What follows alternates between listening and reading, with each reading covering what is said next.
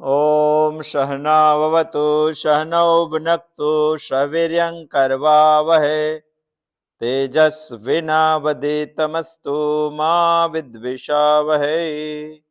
ओम शांति शांति शांति। Can प्रश्न से शुरू होता हुआ कैनोपनिषद संवादात्मक रूप से हमारा यह तत्व ज्ञान हमें आत्मज्ञान की ओर ले जा रहा है।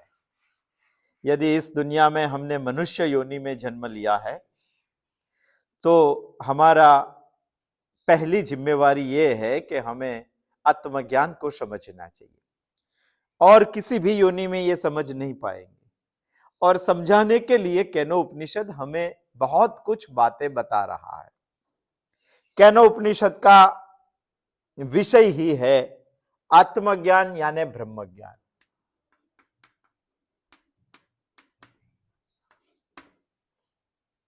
1 से 3 मंत्र में उन्होंने संपूर्ण आत्मज्ञान समझा दिया है।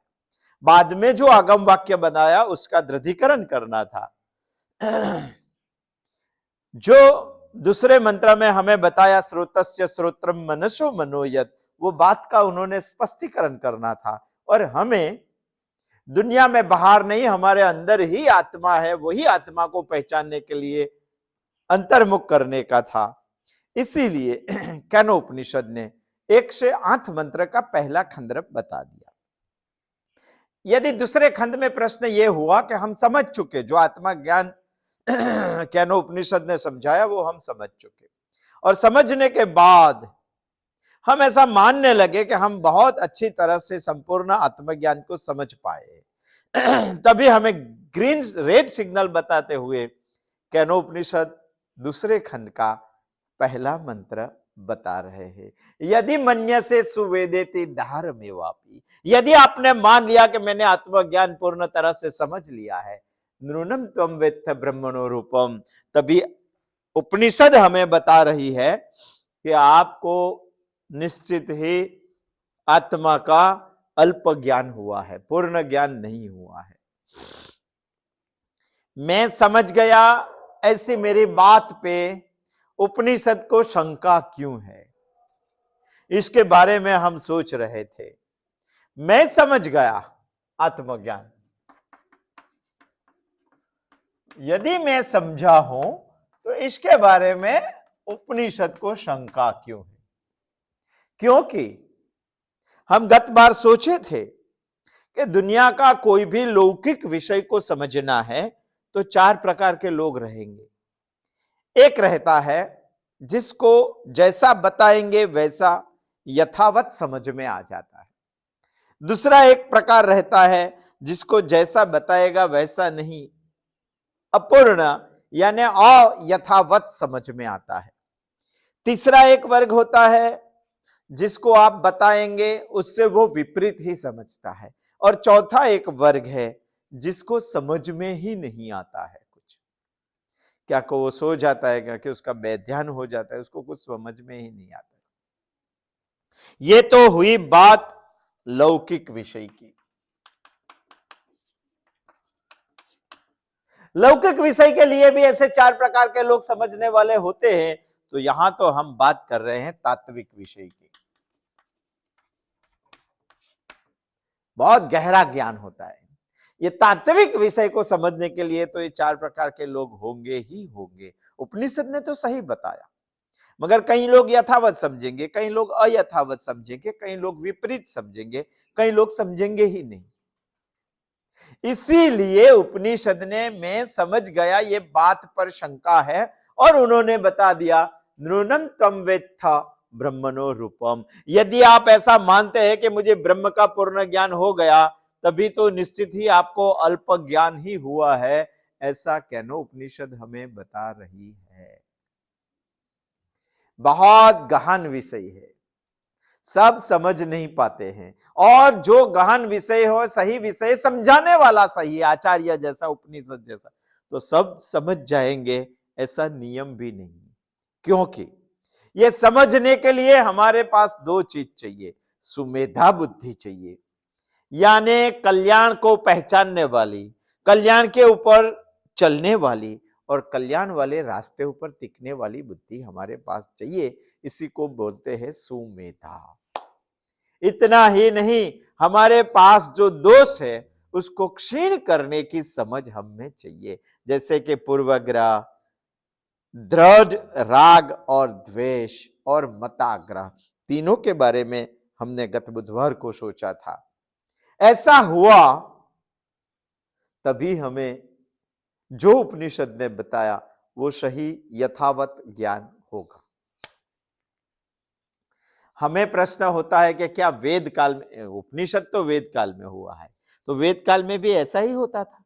समझने वाले चार प्रकार के लोग होते थे। कि वेद काल में, सतयुग में ऐसे लोग होते थे कि जो एक बार समझाया सबको समझ में आ गया, ऐसा हो गया था क्या? होता था? ऐसी हमको शंका होती है, मगर ऐसा नहीं है। वही काल में भी ऐसे लोग थे। आत्मज्ञान को समझना है तभी धैर्य चाहिए, तप चाहिए और स्वभाव दोष बीच में नहीं आना चाहिए। छांदोग्य उपनिषद ने एक बहुत बड़ा कथानक बताया है, हम वही कथानक को समझने की प्रयत्न करेंगे।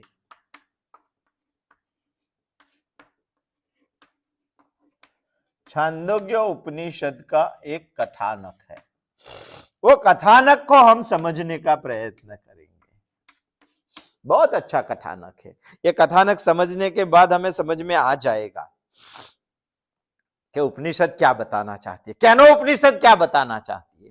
कथानक कुछ ऐसा है कि सृष्टि की निर्मित हुई और सृष्टि का संचालन के लिए भगवान नारायण ने कुछ बातें बताई, जो बातें ब्रह्मा जी ने सुनी और ब्रह्मा जी ने सृष्टि में आए हुए सब लोगों को बताई।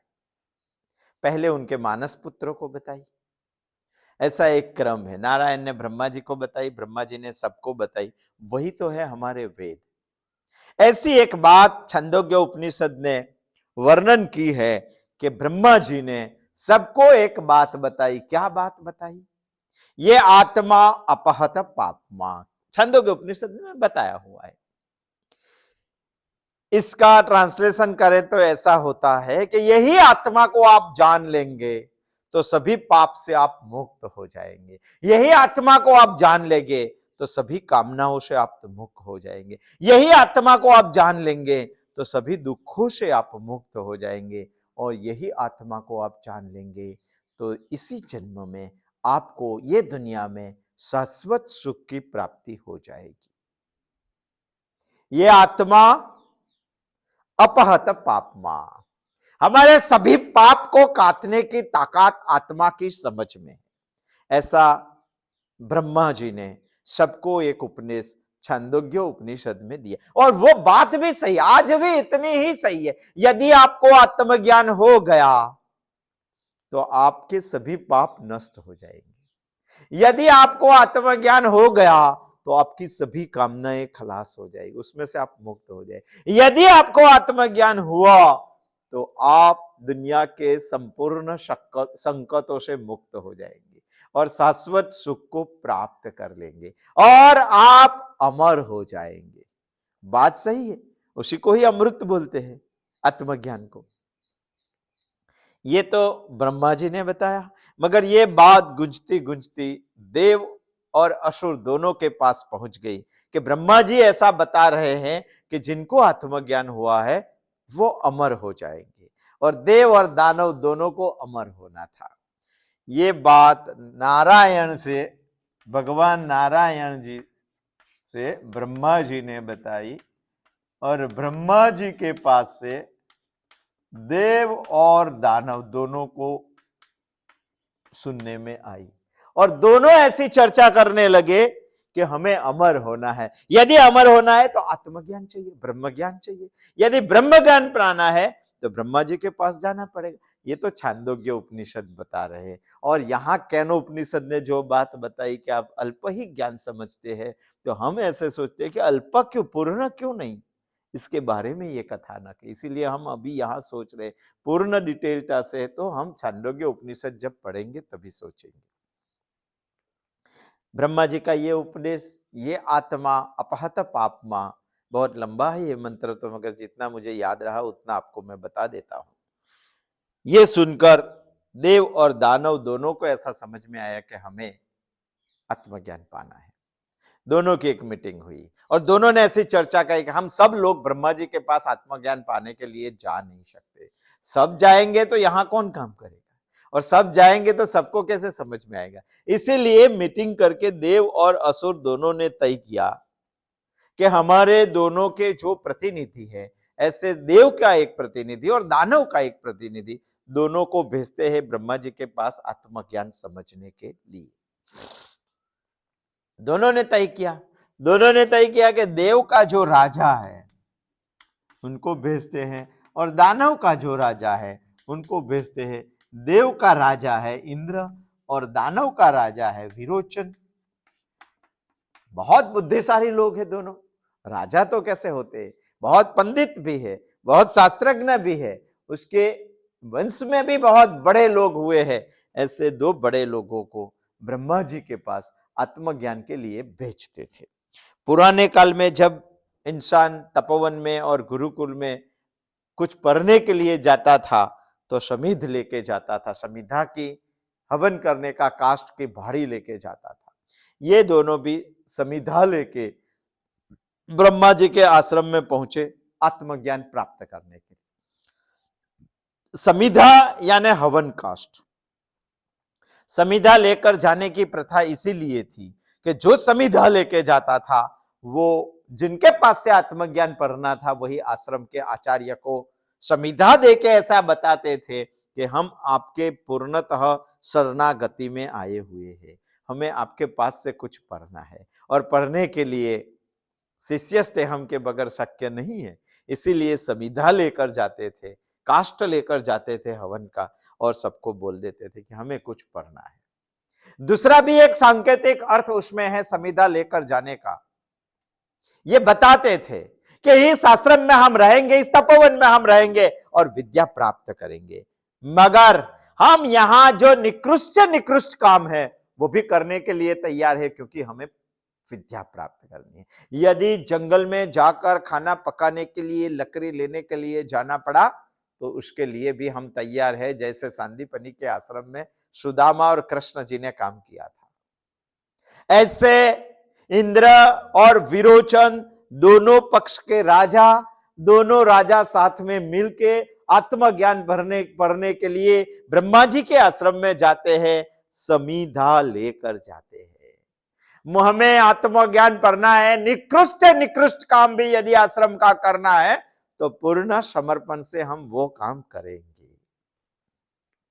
समिधा लेके जब गए तो ब्रह्मा जी ने उसका स्वीकार किया और रहने के लिए आंख से इशारा कर दिया। दोनों राजा थे, एक देव का राजा था, एक दानव का राजा था। फिर भी राजा होकर भी आश्रम में पूर्णतः सुविधाएं उसके राजमहल में जैसी मिलती थी वैसे नहीं मिलती, वैसी सुविधाएं नहीं मिलती है, फिर भी वो रहने के लिए तैयार हो गए। और जहां सुविधा कम है वहां ही इंद्रिय संयम होता है, और जहां इंद्रिय संयम होता है वहां ही बताई हुई बात को समझने की क्षमता बढ़ती है। ऐसे रहते हुए ये दोनों को ब्रह्मा जी के आश्रम में छांदोग्य उपनिषद ऐसा बता रहे हैं कि 32 साल हो गए, 32, और 32 साल तक ब्रह्मा जी ने कोई उपदेश नहीं किया, कोई इंद्र के साथ, विरोचन के साथ कभी भी कोई बात भी नहीं की। फिर भी इंद्र विरोचन को ऐसा लगता था कि हमें आत्मज्ञान समझना है, ब्रह्म ज्ञान समझना है, तो आश्रम में रहकर समर्पित तो होना ही पड़ेगा। हाँ, उनको ब्रह्मा जी पे विश्वास था, श्रद्धा थी कि जब हम लायक बन जाएंगे, अधिकारी बन जाएंगे, तभी ब्रह्मा जी हमें आत्मज्ञान की समझ देंगे। ऐसे सोचते सोचते, इंद्रिय संयम करते करते, निकृष्ट सेवा भी तपोवन में करते करते इंद्र और विरोचन को 32 साल हो गए। 32 साल होने के बाद ब्रह्मा जी ने दोनों को पूछा कि आप क्यों आए हैं। 32 साल के बाद हम 32 घंटा धैर्य नहीं रख सकते हैं। पहले ही बताया कि यदि आपको ब्रह्म ज्ञान प्राप्त करना है तो धैर्य चाहिए, तप चाहिए, और आपका स्वभाव दोष जो आपके बीच में आ रहा है वो हटना चाहिए। सुमेधा और क्षीण दोष ऐसा होना चाहिए। 32 साल के बाद ब्रह्मा जी ने इंद्र और विरोचन को पूछा आप क्यों आए। तभी दोनों ने बताया कि प्रभु हमें आत्मज्ञान की समझ चाहिए। तभी ब्रह्मा जी ने उपदेश देने की शुरुआत की। छांदोग्य उपनिषद बता रहा है, एक सेंटेंस ब्रह्मा जी ने बोला, एषा अक्षिणी एषा आत्मा इति होवाच एतद अमृतम एतद अभयम एतद ब्रह्मम। क्या बताया? एषा अक्षिणी एषा आत्मा इति होवाच एतद अमृतम एतद अभयम एतद ब्रह्म। ये बात बताई।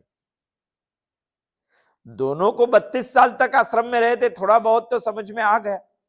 इतना ही उपदेश दिया 32 सालों के बाद, और दोनों आश्रम के बाहर निकले और ब्रह्मा जी ने जो उपदेश दिया इनके बारे में दोनों सोचने लगे। बहुत ध्यान से यह कथानक समझने का है, तभी हमें केनोपनिषद ने बताया हुआ नृणम त्वम वेत्थ ब्रह्मणो रूपम समझ में आ जाएगा। दोनों आश्रम के बाहर निकले, एक दूसरे की ओर देखकर सोचने लगे और ऐसा बताया विरोचन ने इंद्र को कि क्या बताया ब्रह्मा जी ने, तो यही बताया, समझ ले। ऐसा अक्षिणी, यही आंख, ऐसा आत्मा, ये आंख में जो दिखाई देता है वो आत्मा है। एतद अमृतम, ये जो अमृत है यही अमृत है। एतद अभयम, यही अभयम है और यही ब्रह्म है। विरोचन और इंद्र तो एक दूसरे के सामने बैठ गए और विरोचन ने इंद्र की आंख में देखा कि आपकी आंख में क्या दिखाई दे रहा है? जो दिखाई दे रहा है वही आत्मा है, ऐसा तो ब्रह्मा जी ने बताया। विरोचन इंद्र के सामने बैठा था, इसीलिए इंद्र की आंख में, चक्षु में विरोचन का ही प्रतिबिंब दिखाई दे रहा था। तभी विरोचन ने तो बहुत हाथ में ताली लगा के बता दिया कि ब्रह्मा जी ने जो सेंटेंस बताया वो मुझे समझ में आ गया। क्या समझ में आ गया? आंख में जो दिखाई देता है वही आत्मा है। आपकी आंख में मेरा चित्र दिखाई दे रहा है, यानी मैं जो दिखाई देता हूं वही आत्मा है, यानी इस दुनिया में ये शरीर ही आत्मा है और कुछ है नहीं, ऐसा ब्रह्मा जी ने बता दिया। ऐसा विरोचन ने समझ लिया और विरोचन ने इंद्र को भी समझने के लिए ऐसा ही बताया।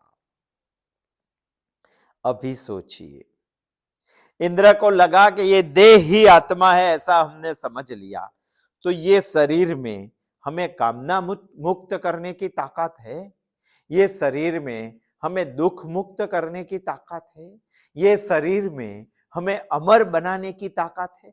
यदि अमृतत्व प्राप्त कराने की ताकत ये शरीर में नहीं है तो ब्रह्मा जी का कहना कुछ और है, हमारा सुनना और समझना कुछ और है। इंद्र को ऐसा लगा और विरोचन को ऐसा लगा कि मैं समझ गया, यह शरीर ही आत्मा है। इंद्र तो बाहर तो निकल गया मगर उसको पूरा समझ में नहीं आए। वो वापस ब्रह्मा जी के पास गए और ब्रह्मा जी के पास जाकर उन्होंने बताया कि ब्रह्मा जी, आपने जो बताया वो मुझे पूर्ण तरह से समझ में नहीं आया। तो ब्रह्मा जी ने बताया कि अभी ठहरो। तभी फिर दूसरे 32 साल तक इंद्र रहा आत्मज्ञान समझने के लिए। और विरोचन को जो बताया वो उन्होंने ऐसा अर्थ निकाल दिया कि आंख में जो दिखाई देता है वही आत्मा है, वही अभयत्व है, वही अमरत्व है, वही ब्रह्म है। तो विरोचन ने अर्थ ऐसा निकाला कि इंद्र की आंख में तो मैं दिखाई देता हूं, इसीलिए ये शरीर ही आत्मा है। देहात्मवादी विरोचन बन गया।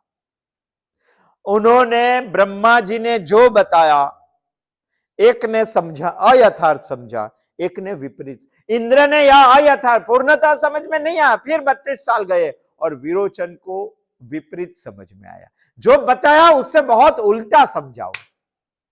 4 प्रकार के लोग दुनिया में है ही, अभी भी है, ऐसा तो रहेगा ही। उपनिषद ने ये सबके लिए बताया, नृणम त्वम वेत्थ ब्रह्मणो रूपम, इसीलिए बताया है, यदि मन्यसे सुवेदेति दहरमेवापि नृणम त्वं वेत्थ ब्रह्मणो रूपम।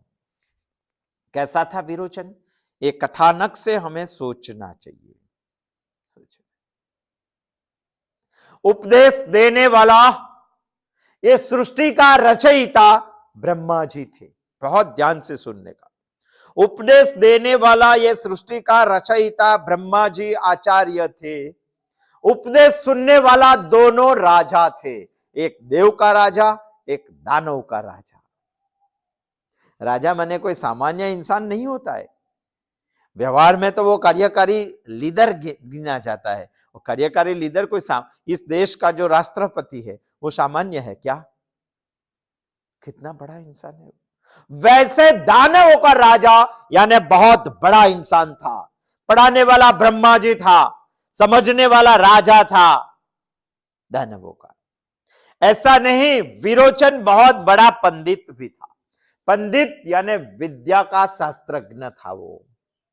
जैसे आज पीएचडी होता है, वैसे उस काल का शास्त्र में जिन्होंने बहुत तजज्ञ बुद्धि प्राप्त की है उसी को पंडित बोलते थे।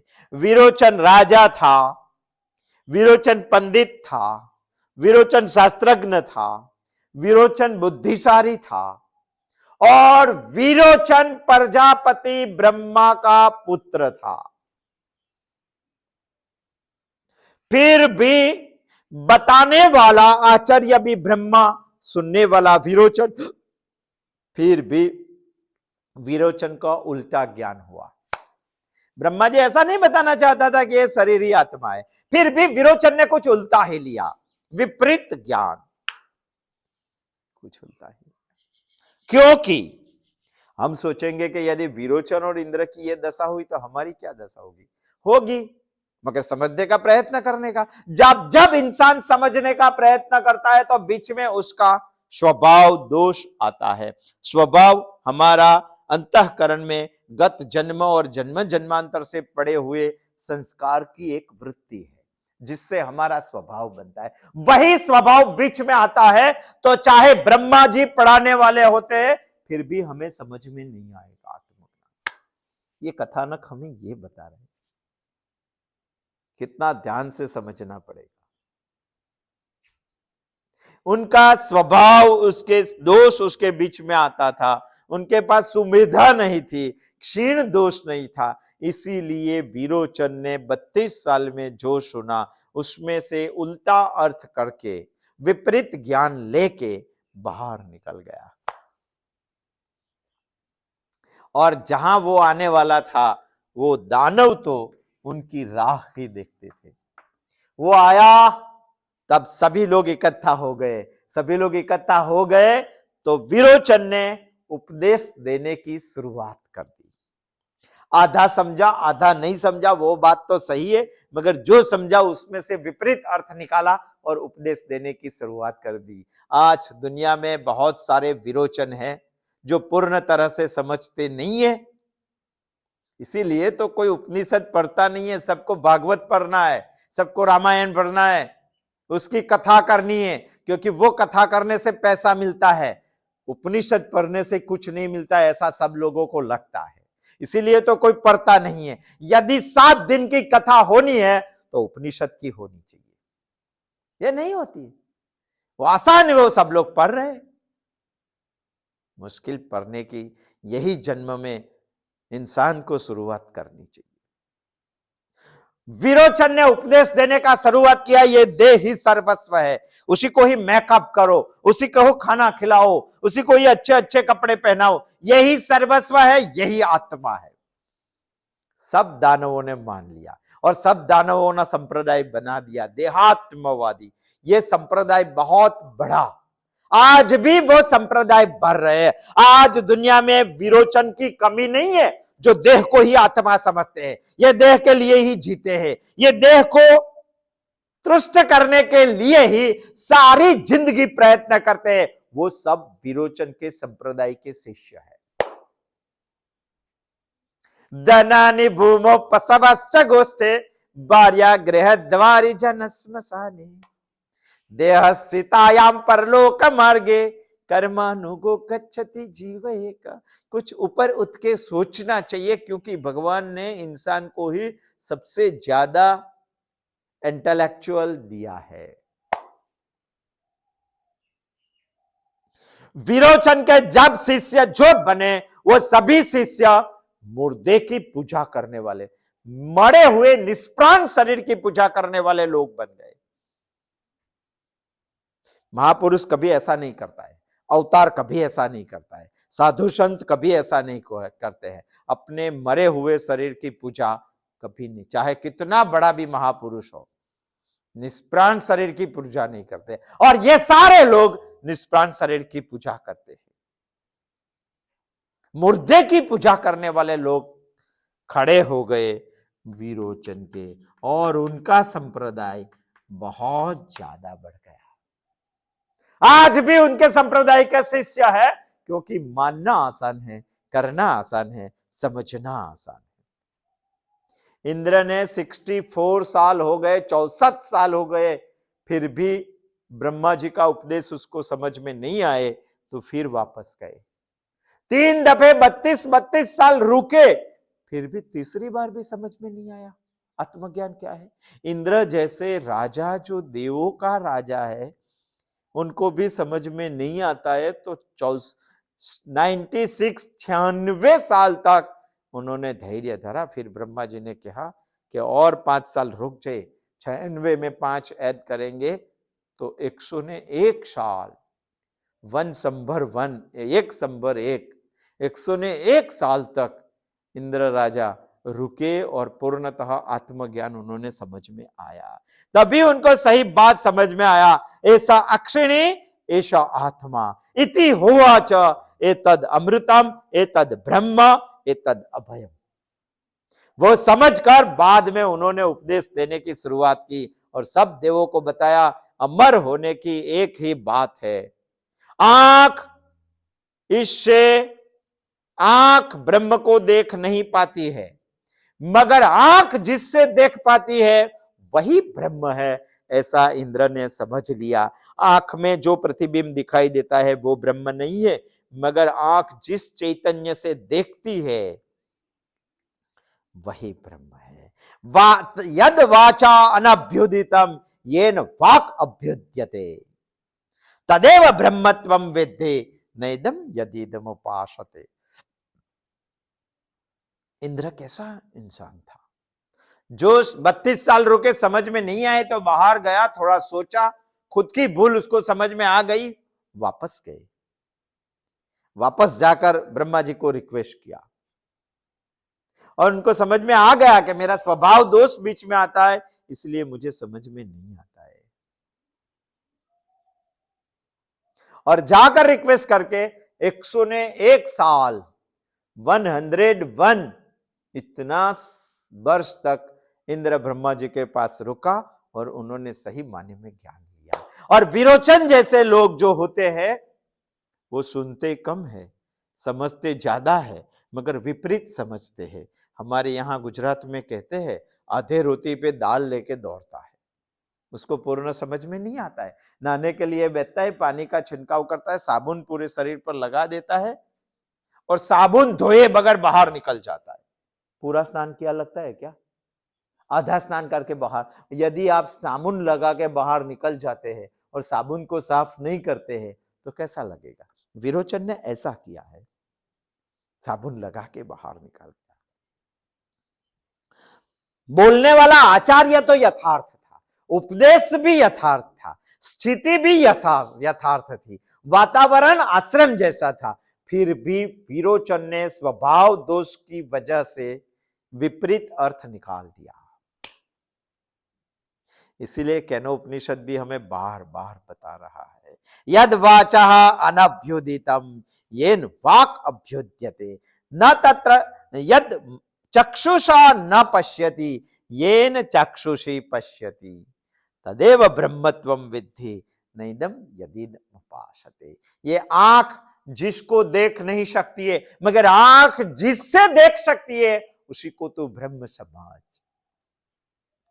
ऐसा समझने में इंद्र भगवान को 101 साल लगे और 32 साल में विरोचन उल्टा अर्थ निकाल के बाहर निकल गए। इसीलिए उपनिषद को बार बार बताना पड़ता है, यदि मन्यसे सुवेदेति दहार में वापी। यदि उपनिषद का पहला खंड पढ़कर आपको ऐसा लगा कि मुझे ब्रह्म का सही माने में संपूर्ण ज्ञान हो गया है, तभी उपनिषद हमें रेड सिग्नल बताकर बता रही है, नूनम त्वम वेत्थ ब्रह्मणो रूपम।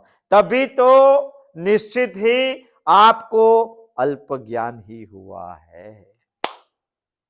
दूसरी पंक्ति में भी उपनिषद हमें कुछ बताना चाहती है, यदस्य तम यदस्य देवेस्वस्य तु मीमांस्यमेवते मन्ये विदितम। यदि आप ब्रह्म को देव के आकार का मानते हैं तो आपकी सोच के ऊपर मीमांसा करनी पड़ेगी, ऐसा उपनिषद बता रहा है। क्या है वो चीज, आने वाले बुधवार को आएंगे, इसके ऊपर ज्यादा प्रकाश करके हमें जितनी लेवल पे समझ में आता है उसी लेवल पर आकर हम समझने का प्रयत्न करेंगे। अस्तु, जय श्री कृष्ण।